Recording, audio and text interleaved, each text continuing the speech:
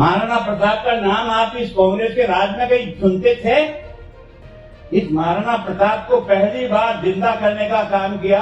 तो जनता पार्टी भूरा भाई जब एमएलए बनी। बंधुओं, मेरे चंडीगढ़ के निकल जाने के बाद मेरे बयानों को लेकर के कई तरह के प्रश्न खड़े किए गए। मेरी आप सबसे विनम्र प्रार्थना है कि मेरा भाषण शुरू से लेकर आखिर तक एक बार आप सुन लें, मेरे भावों को सुन लें, मेरे शब्दों को सुन लें, मेरे मन में प्रताप के प्रति कितनी श्रद्धा है, आस्था है, विश्वास है। पहली बार मैं नया 33 साल की उम्र में एमएलए बनकर गया था, तब मैंने आग्रहपूर्वक प्रताप के इस शौर्यपूर्ण जीवन को मेवाड़ में स्थापित किया जाए। घर घर गांव-गांव लोगों के मन में प्रताप की उस जीवन को लोग नज़दीक से देख सकें, उसके लिए मुख्यमंत्री भैरव सिंह जी से निवेदन करके पहली बार मेवाड़ कॉम्प्लेक्स योजना 77 से लेकर 80 तक ही राज रहा था, पर हमने उसको स्वीकृत कराया और उसके कारण से ही आज कुंभलगढ़ का विकास, गोगुंदा का विकास, चावंड का विकास, हल्दी घाटी का विकास उसके बाद शुरुआत हुई। मैंने उस विषय को ही इस रेफरेंस में कहा था कि कांग्रेस का 47 से लेकर के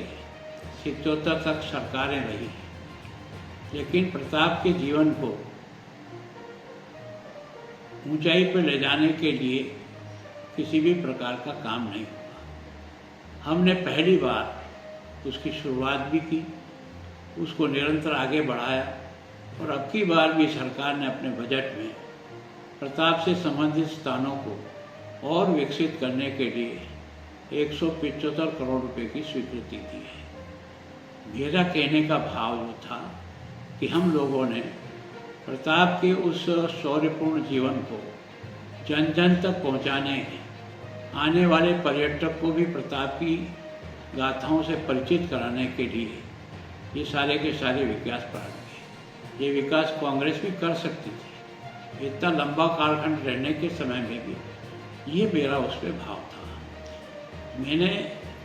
ये जो शब्द प्रयोग किया कि हमने प्रताप को जिंदा किया,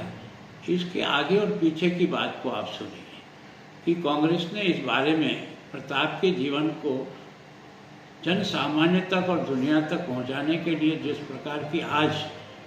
मेवाड़ नहीं, दिल्ली में भी स्टैचू बनी है, गुजरात में भी बनी है, बंगाल में भी बनी है, हर जगह प्रताप का जिस प्रकार का हुआ है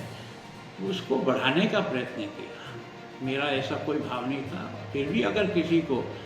केवल ये कि हमने जीवित किया ये शब्द इतना सा टुकड़ा अगर आपको बुरा लगता है तो मैं इसके लिए क्षमा चाहता हूँ कि मेरा भाव ये नहीं था कि हमने किया। हमने कहा कि हमने प्रताप को सब प्रकार से ऊंचाई देने के लिए जो भी प्रयत्न सरकार की तरफ से हो सकता था, और आप ये जितनी भी स्टैचू प्रताप की लगी हुई है, जहाँ भी लगी हुई है,